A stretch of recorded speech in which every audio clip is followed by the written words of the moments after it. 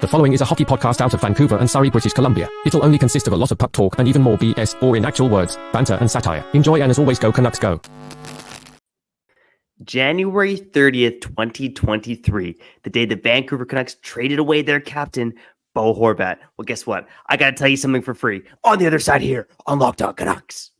You're Locked On Canucks, your daily podcast on the Vancouver Canucks. Part of the Locked On Podcast Network. Your team every day.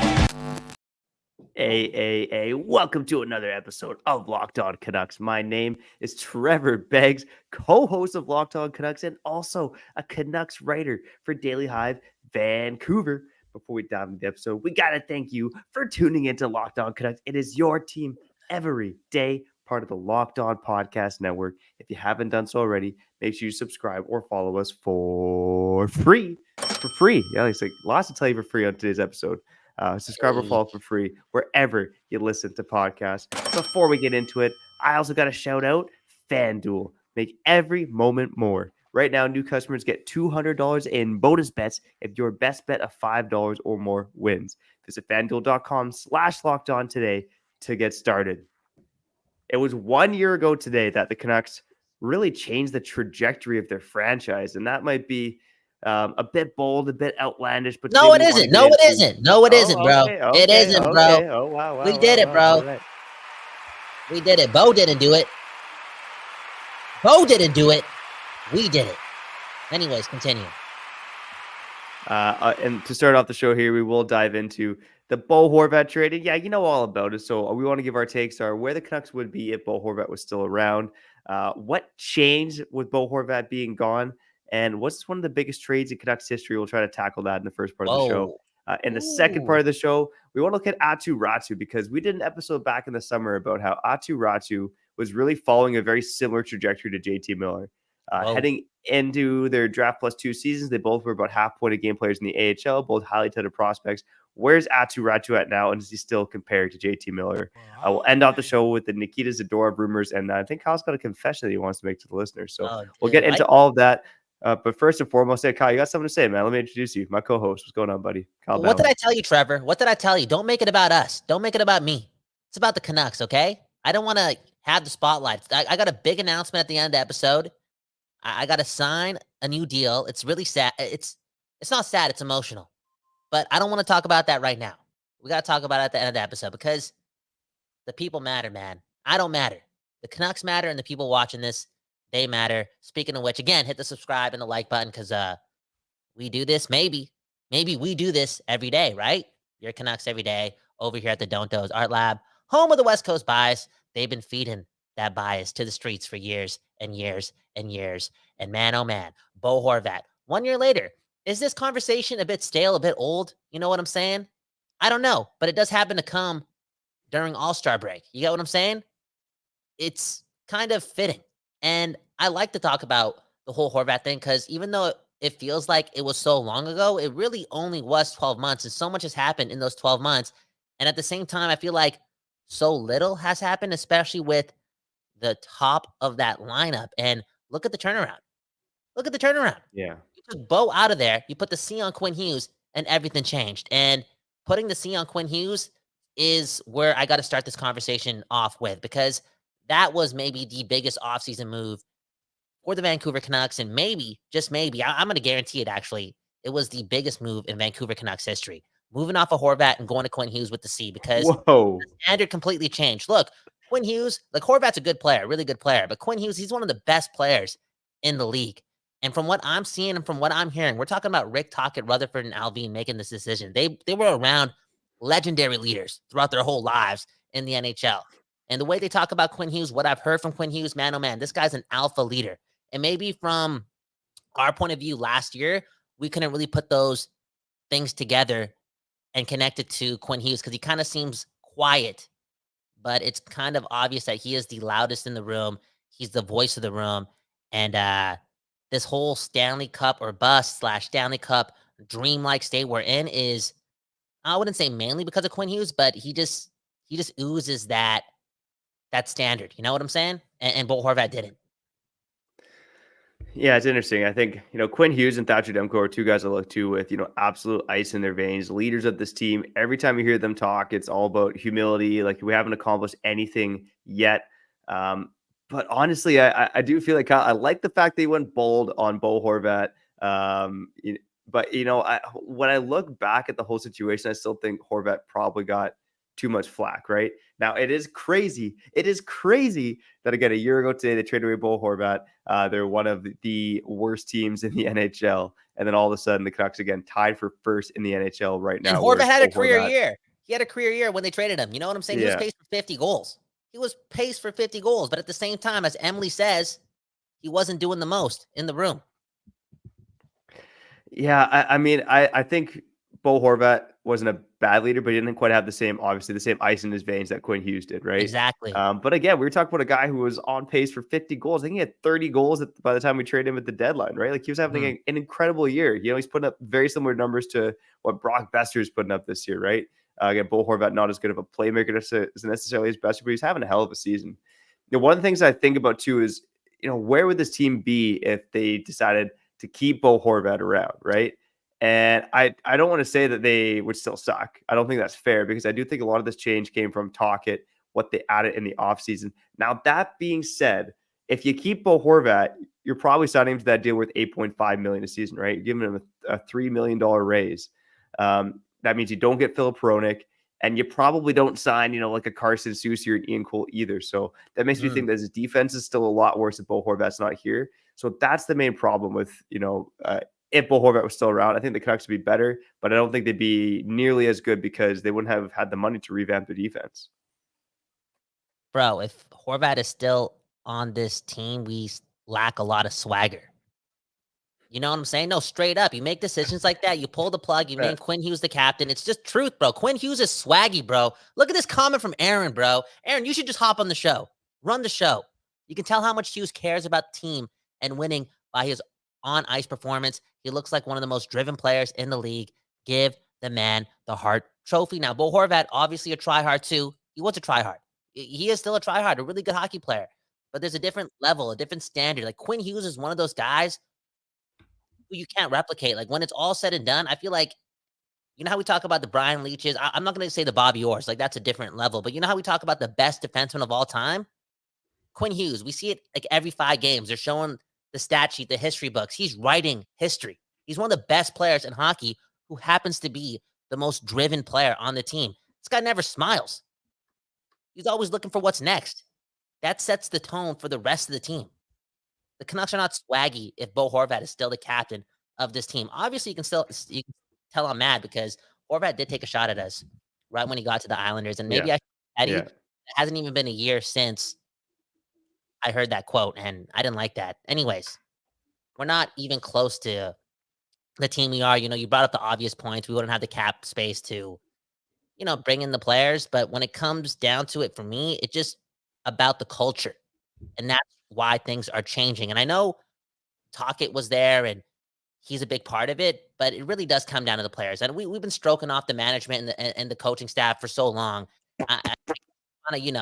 We're just trying to talk about things and feel this out for what it is, because there's so many things going on. But it does come down to the hockey players on this team. And again, based on what you said, the players that they were allowed to bring in with the alleviated cap space, and again, the culture change that ultimately happened when he switched over captains, it just changed everything, man. Bro, 12 months ago, we are desperate for so many changes, and part of that change was with the core. Like, you can't bring back this core. And it also felt like going into the season, removing Horvat was bare minimum. Like, some people still wanted JT Miller out. Some people wanted some fresh blood at the top of the lineup, and we only really had Horvat being removed. Yeah, I think, again, there's two sides for me about Bo Horvat. I think we forget that he's a good hockey player, right? Again, really 30 good goals here, we was traded. Even the bubble playoff run, I think that guy was fantastic for us in those bubble playoffs, man. Like 10 goals in 17 games. So good. But I do think, and this is speculation, I do think that Horvat's mentality towards staying a Canuck changed when they signed JT Miller before they re-signed him, right? You look at Horvat. He was one of the longest tenured Canuck at the time, the captain of the team. And here was this management regime coming in and choosing JT Miller over Bo Horvat. That was a big FU to Horvat in a way. And I think it just kind of set him off in terms of maybe not wanting to be here or maybe thinking about not being here Okay, long term, well, right? thank you, He wants a buddy, guy for as being a dedicated to the team. if that's the truth, then he's like, I can't say the word, but he's a bad captain because you got to be able to put your emotions aside and still lead the team. Like, you're the captain of the Vancouver Canucks. If you're completely bitter about the fact that a player who's a 100 points player, you know what I'm saying? JT Miller gets signed before you. Now you're going to be bitter and you're going to bring that energy into the room. Not going to say that he did, but maybe he did, right? Look at the Canucks record. You can't bring that energy into the room. You're the captain of the Vancouver Canucks. You can't be bitter. You got to focus on the moment. Yo, Quinn Hughes, he wouldn't let that happen. He wouldn't let that happen. The guy's a cold, like he's cold. He's focused on the game in hand, like the game's on hand. Not worried about the future. Yeah. And part of the reason I say that too is because of his quote, right? Like he had that, I'll tell you that for free. And he says it Yeah. slipped out and blah, blah, blah. But it felt like a shot, not necessarily at the fans, but at the Canucks in general. And I do think Bo Horvat, again, he handled himself very professionally, very well in the media. He was a nice guy to talk to. But I do think there was some bitterness there with him. Boring as well. guy to talk to. Boring guy to talk Yeah, to. maybe that 2013 draft was just a bunch of boring guys, right? Remember, like he was drafted 3 spots after Sean Monahan, boring Sean Monahan. I feel like everything we talk about with Bo Horvat right now is like he just likes, some meatloaf and mashed potatoes for dinner, just a meat and potatoes guy, a bit boring. But anyways, that's neither here or there. Obviously, it was a pretty big trade, trading Bo Horvat away. Kyle, let me ask you, was it the biggest trade in Canucks history? Obviously, I'm living in the moment, man. That changed everything. Man. It was the biggest Was it trade. bigger? Go ahead. Was it bigger than the trade for? No, I was gonna say bigger than the JT Miller trade. Ooh, betting, giving betting the credit, bro. I remember waking up on that Saturday morning when Benning made that trade. Bro, I was with my mom watching the draft. It was day 2 of the draft too. I'd never do that. Like, who watches day 2 of the draft? And I don't think I've ever been that mad via a hockey trade in my life. Because, bro, at the time, it's like, why are we giving Tampa Bay that much to help them out? Yeah, I know we're taking a good player off their hands, but I thought the whole psyche at that time and still is like, yo, if we need to alleviate cap space, we're going to have to give up the good player and also not take a lot of value back. Yeah. But Benning, man. Benning was the guy, man. Everyone loved to play Benning. I know he won that trade, but I still think to this day, like, he could have probably got Miller for like a 2nd-round pick. Oh, 100%. I think a talented GM is getting or trading less away to get JT Miller, right? It's funny, not to do too much betting revisionist stuff, but I did feel like most of his good moves are pretty lucky at the end of the day. The Bo Horvat trade, it was a big one. We certainly don't miss him. So January 30th is a bye-bye Bo day. Again, have fun toiling in mediocrity with the New York Islanders. He's having a good season, but come on, the Islanders, man, they are bottom 10 in goals for. They're bottom 10 in goals against. He is a good player on a middling to bad team. So who's better, JT Miller or Bo Horvat? Let us know in the comments below. There's only one answer. How about Bo Horvat? Like, it's not his fault, but man, 5 head coaches in the last couple of years. It's not his fault. I'm not saying it's his fault. I'm just saying, bro, like, I think as fans, we like to always look at everything around the team that could be going wrong when things are going wrong. But at the end of the day, you know who makes it right or wrong? It's the players. And Horvat was the captain of this team, and it was only ever right when he was the captain for like 45 games, 50 games, 60 games, and then the bubble. You know what I'm saying? Everything else was kind of gross. Anyways, let's get to the comments before we get to the other side. Did you have something to add? I heard you taking a deep... Okay, cool. Let's get to the comments before we get to the other side. Let's go to Aruba. Miller has a higher ceiling, and Horvat has a higher floor. Honestly, when Miller is bad, he's pretty bad, bro. He's pretty bad. Aaron, he's taking Horvat's back a little bit with this, okay? Difference between Horvat and Hughes is that Hughes has better supporting pieces. I will give Horvat that as well. Like, he didn't really get to stick around for Alvin and Rutherford. You know what I'm saying? Like, he had Benning doing the pro scouting. But again, as we said, the reason he couldn't stick around is because they had to trade him to clear the cap space to get those assets in the door. Yeah, I hope he wasn't bitter about the Miller thing. That's just weird. That's weird energy. You're the captain of the Vancouver Canucks. Like, you got to throw that to the side and worry about that at the end of the season or something. You know what I'm saying? And you should be happy that the team's, kept a 100-point score on your team or a 99-point score. You get what I'm saying? And then we had Shiraz, the father, better father than Trevor. I'm sorry. That's just the truth. Look at his mustache. Look at yours. You don't got one. He said he feels bad for Horvat. switches teams, and look what happened with the Vancouver Canucks. They're a number one team, and the Islanders are, swimming in mediocrity. I don't really feel bad for Horvat at all. Shiraz also did comment on the last episode regarding my cup or bust mantra. I will explain how that makes sense to me towards the end of the episode, okay? All right, we'll touch on that and some Aatu Raty to JT Miller comparisons on the other side. But first, we got to shout out a couple of wonderful sponsors, okay? FanDuel and Factor. Make sure you bet on FanDuel now. Get in the game. I just closed out my ad by accident. Okay, I'm back. Okay, happy Super Bowl to all those who celebrate from FanDuel, America's #1 sportsbook. If you're like me, Super Bowl Sunday is all about the bacon-wrapped deep-fried pickles, the 7-layer dip, and sitting on the couch and placing some super bets. I had some friends make some wild money off the Super Bowl last year, betting on the Gatorade, betting on wild point spreads. Again, you could do it all with FanDuel. FanDuel has so many ways for you to end the season with a W, 2, or even 3. And not only can you bet on who will win the Super Bowl, but FanDuel also has bets for which players will score a touchdown, how many points will be scored, and so much more. New customers join today and you'll get $200 in bonus bets if your first bet of $5 or more wins. Just visit FanDuel.com/lockedon to sign up. That's FanDuel.com/lockedon. Make every moment more with FanDuel, official sportsbook partner of the NFL. And before we get back to the other side, we got to shout out a new sponsor, baby. I'm talking about Factor. Kyle, do you have any New Year's resolutions that you've been sticking to?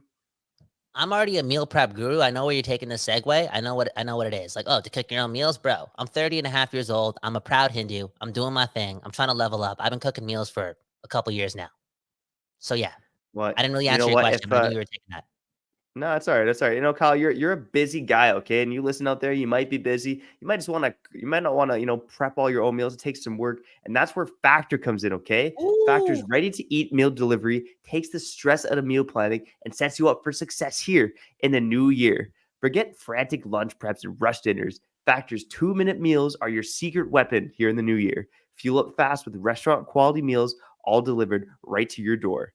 And you know what? It's not just the meals, okay? Factor now offers loads of snack options like breakfast, smoothies, juices, snacks, and more to keep us going no matter what's on the schedule. You know what? We all fall into it, okay? That overpriced takeout trap. Guess what? Factor is cheaper and way more delicious than takeout. Get chef-crafted restaurant quality meals delivered right to your door. Again, you just heat them and eat them in just 2 minutes, which means more time for you. And look at this, okay? Head to factormeals.com/lockedonnhl50 and use code LOCKEDONNHL50 to get 50% off. Are you kidding me? Let's go. That's code LOCKEDONNHL50 at factormeals.com/LOCKEDONNHL50 to get, once again, 50% off.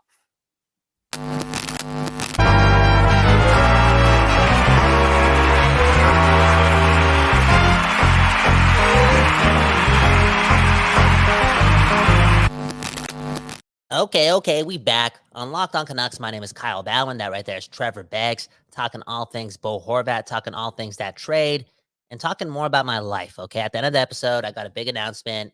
I'm going to get emotional. It is what it is, and what it is this show's not about me. I got to shut up. Trevor. You got to shut me up every time I talk about myself, because this is about the Canucks and the people. Speaking of which, look at Steven, man. Best trade ever. I shotgunned 6 beers when I heard the news.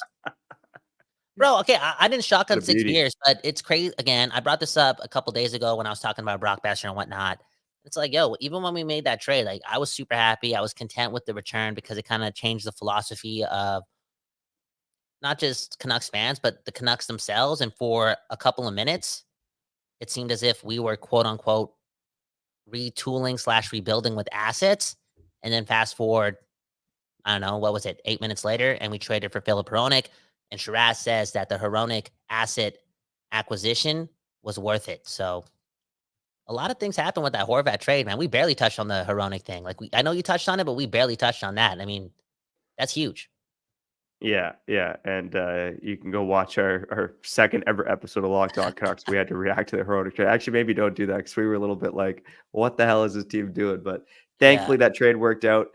In terms of the Bo Horvat trade, and another big piece of it was Aatu Raty. Is he going to work out for the Vancouver Canucks? And you know what, heading into the season, again, mentioned it off the top here, we did an episode about Aatu Raty and how he compared really favorably to JT Miller in a couple of interesting ways. So they're both prospects who had some ups and downs as prospects. Obviously, Aatu Raty is still in that boat. JT Miller didn't get along with Len Vigneault, was up and down from the AHL to the NHL for about 4 years there.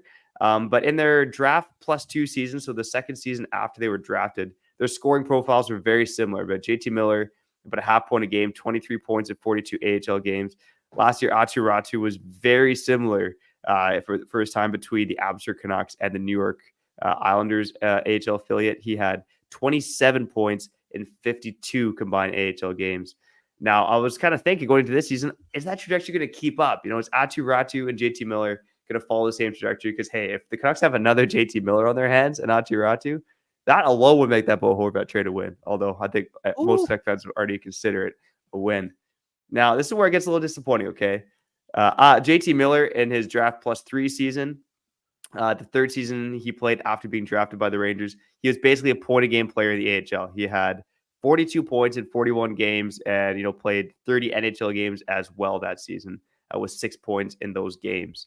Aatu Raty this season, it's definitely been more up and down than that. Again, JT Miller was a point a game, 1 point over point a game. Aatu Raty so far in Abbotsford this season has 25 points in 40 games with 8 goals along with that. Now, Aatu Raty, his season down in the AHL has really been down and up and then kind of back down again, right? He started the season slow, and then he had a stretch in the middle where he had about 16 points in 18 games. And now over his last 10 games, he has no goals and 4 assists. So he's played on the wing a bit where he's had some success, which again makes him kind of compare favorably to JT Miller a bit as well. But yeah, Kyle, I don't know, like this Aatu Raty guy, do you see him? The Canucks obviously has a pretty shallow prospect pool. We talked a bit about that yesterday. Do you see him as a prospect that, we really shouldn't trade? Or do you see that this as a guy who could be an asset in a trade, even though the Canucks have almost no center depth in their prospect pool? Yeah, I can't really dive too deep into my analysis of the player because I think I've seen negative 6 minutes of this guy play. And I'm not a liar, dude. I'm not a liar. I'm not going to read the fancy stats and just pretend I fucking... my bad. That was live. Again, we got a lot going on, okay? We got a lot going on. But I'm not going to pretend I know everything about Aatu Raty. But I will answer that question in regards to him being a trade asset. That's probably the case, man. If it's not Vasily Podkolzin, it's Aatu Raty. And based on what I'm hearing, man, because I heard a lot of news this morning, I was not just circled in with the rumors. I feel like I was getting fed the rumors, okay? The Canucks are going all in this season. And they're doing that with the mindset because, the teams at the top of the league, the star players are playing at their full capacity, quote unquote. They got the depth. They got the UFAs coming up. They're going all in. And if they're going all in and they don't want to trade Lekaramaki and Willander, but they're willing to get rid of some first round picks and some prospects, Aatu Raty is definitely part of that mix. And honestly, based on the stat projections that you told me, like I feel like he's not having a bad season. He's doing his thing. It could be way worse. Yeah. It could be way worse. And is it going to hurt this team to lose up on some prospects, especially down the middle? Sure, but it may come at the expense for a Stanley Cup. And that's just the price you got to pay to play. And it is what it is, man. It is what it is. I can't, we traded our captain last year, and 12 months later, we're buyers in pursuit of the Stanley Cup. You cannot make this ish up. And because you can't make this ish up, I need all the Canucks fans out there to lean in to that spirit, to that feeling that, this is the year we're going to win the Stanley Cup. I feel it, man. There we go. I feel it too. Let's go, baby. Canucks for the Stanley Cup period 2024. Lots more Stanley Cup talk later this week too on Locked On Canucks. I do want to talk about the Canucks Cup odds and how they compare to the Edmonton Oilers. So stay tuned for that. In terms of Raty, I think it's kind of wait and see right now. One thing that kind of worries me about the player is that he arguably has played his best hockey on the wing. We project this guy to be a center. And his foot speed, he still looks a bit behind the game. Now, I will say I don't watch every Abbotsford Canucks game, but in the games I've watched, I think he's been one of the more noticeable players out there. He's doing special teams time, so I like to think the production is going to follow. But again, the foot speed and the fact that he's had better success on the wing kind of worries me a bit, because when he's had better success on the wing, it's because he hasn't been the play driver on that line. So, but again, still a very young player here. and hopefully, his trajectory kind of continues along something similar to what JT Miller did. And if that happens, going into that next season, JT Miller's draft plus 4 season, he did spend a good chunk of time in the AHL. Again, a bit of a spat with Alain Vigneault. He played 18 AHL games in his draft plus 4 season, and then played 58 NHL games as well. So, again, Aatu Raty, long runway ahead of him. We don't got a long runway left on the show. So on the other side, we'll talk about Zadorov, and then Kyle. Yeah, he's got something to tell you, the listener. Oh, man. But before we do any of that, we got to shout out a sponsor. And right now we're shouting out eBay Motors. Passion, drive, and patience. That's what brings home the winning trophy. And it's also what keeps your ride or die alive. eBay Motors has everything you need to maintain your vehicle and level it up to peak performance. From superchargers, roof racks, exhaust kits, LED headlights, and more. Whether you're into speed, power, or style, eBay Motors has got you covered. With over 122 million parts to choose from for your number one ride or die, you'll always find exactly what you're looking for. And with eBay Guaranteed Fit, your part is guaranteed to fit your ride every time or your money back. Because with eBay Motors, you're burning rubber, not cash, baby. With all the parts you need at the prices you want, it's easy to turn your car into the MVP and bring home that win. Keep your ride or die alive at ebaymotors.com. Eligible items only. Exclusions apply. eBay Guaranteed Fit only available to U.S. customers. Boom, bam.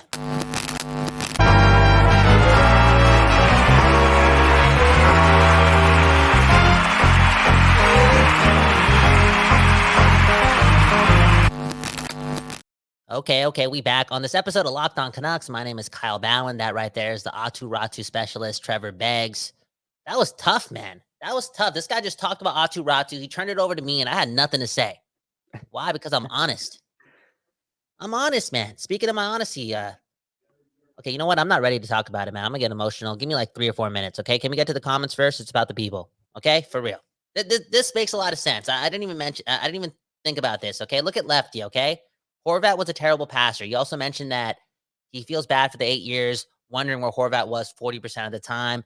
We also had somebody talk about Horvat and his defensive upside being invisible. That's coming from Major. And that makes me think a lot about the power play. Like, I know JT Miller isn't the best defensive center, but he's definitely taken strides. In fact, I think he's better than Horvat down the middle. Okay, and that's not saying much, but man, oh man, our PK is getting better. It's still in the middle of the pack, not perfect. And not having Horvat have to do so much defensive work is is doing well for not just a PK, but our defensive upside in general. Yeah, I was going to say boding, but, I'm learning. It's funny because Bo Horvat, again, I think, Kyle, you and I and most Canuck fans would agree, he's probably a bit of an overrated defensive player. Now, he was taking tough matchups. Yeah. But I think he was tucking at tough matchups. Okay. He was taking them, but he was just taking it up to you know what. Bro, you know why everyone thinks he's a good two-way center? I think it's because he's Canadian. Yeah, he's a good, solid Canadian boy, right? Yeah, 100%. But it's funny, he's been in the Selke. He's been nominated for the Selke in the past 2 seasons now, not high up the list. He was 34th in 2021-22, and then 22nd. But come on, it's like 800 players in the NHL, man. So the fact that this guy made the Selke ballot is interesting considering his profile. But hey, there's a lot of dumb voters out there too, man.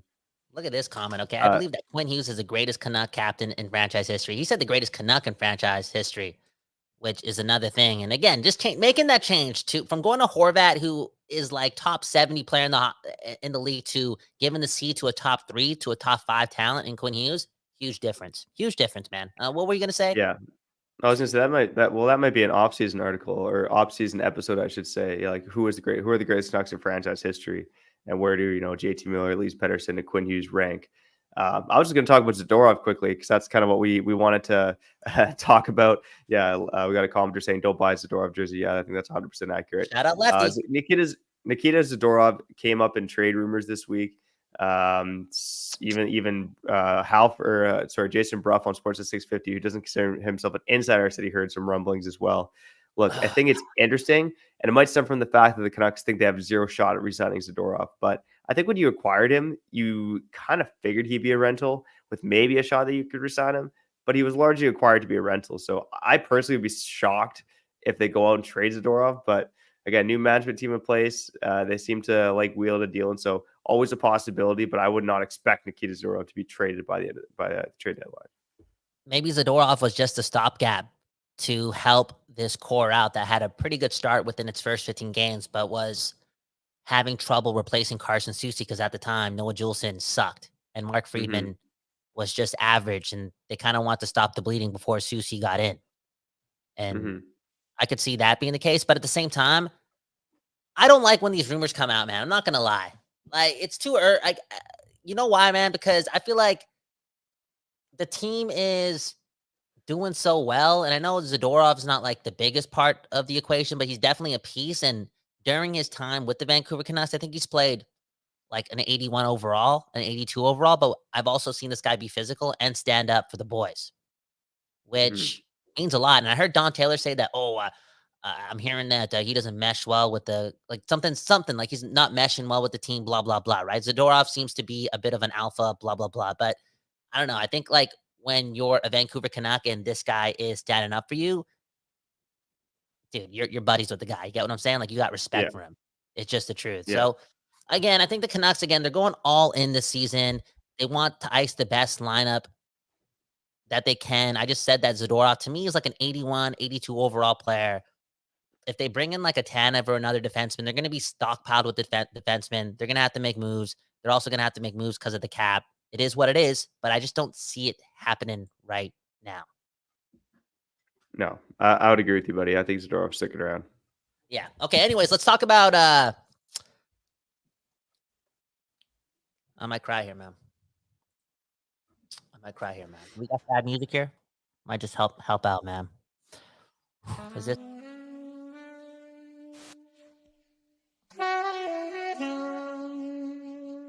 Like,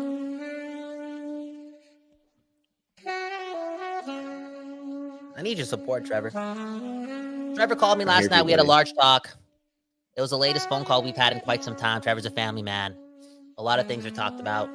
And I told him that I had to sign a new deal. Because I've seen where things are going with this whole Canuck thing. And I've also seen the comments. And I've decided I'm never going to be a part of the media, okay? I don't know what you guys think.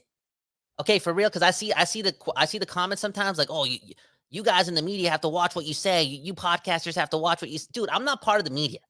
I'm a fan first. And as long as I do this, I am always going to be a fan, okay? So I'm signing my contract, my lifetime contract with the fans of the Vancouver Canucks, not the Vancouver Canucks. I will never take a media pass from the Vancouver Canucks because I'm a fan first. I'm not a member of the media, okay? So I don't have a contract here, but just remember these words, okay? It's like a handshake agreement. I am only a fan who happens to have a microphone and happens to work at the Don't Doze Art Lab. Okay, Trevor?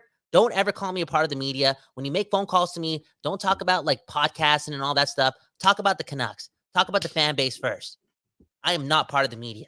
I'm signing a lifetime deal with the fan base of the Vancouver Canucks. There you go. That's my announcement.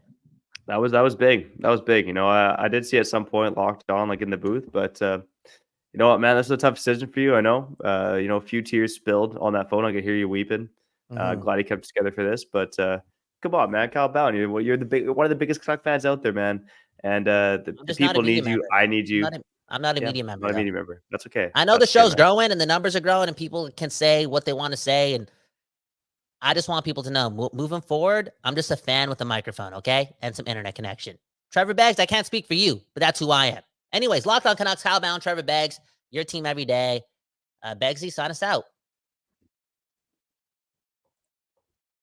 Did you hear that? Is it lagging? Maybe it is. It's lagging a little bit. It's lagging a little bit, but we got to get out of here. Okay, so shout out to the everydayers, the occasional listeners, the first-time listeners, the new subscribers, and those of you who join us here on the live YouTube show. We love each and every one of you, your families, and your dogs too. Coming up this week again, no games, so we got to be creative, man. A couple things I wanted to do. Which available players could the Canucks target? And now that's looking at what other teams, other reporters are saying about players on their team who might be on the block. We'll kind of look at fits for the Canucks there. I also want to look at the Canucks and the Oilers. Who has a better chance at winning the Stanley Cup? That's for all the Oilers fans hitting up our mentions out there. And guess what? I think Canuck fans might like that episode. That's all coming up on later episodes of Locked On Canucks. But for now, I'm Trevor Beggs. That guy is fan first Kyle Bhawan. and you've been listening to Locked On Canucks. I didn't get to answer Shiraz's question about, why I keep saying it's cup or bust. I'll keep it simple. It's the 50-game mark. We're first in the league. Bruh. Peace. You're Locked On Canucks, your daily podcast on the Vancouver Canucks.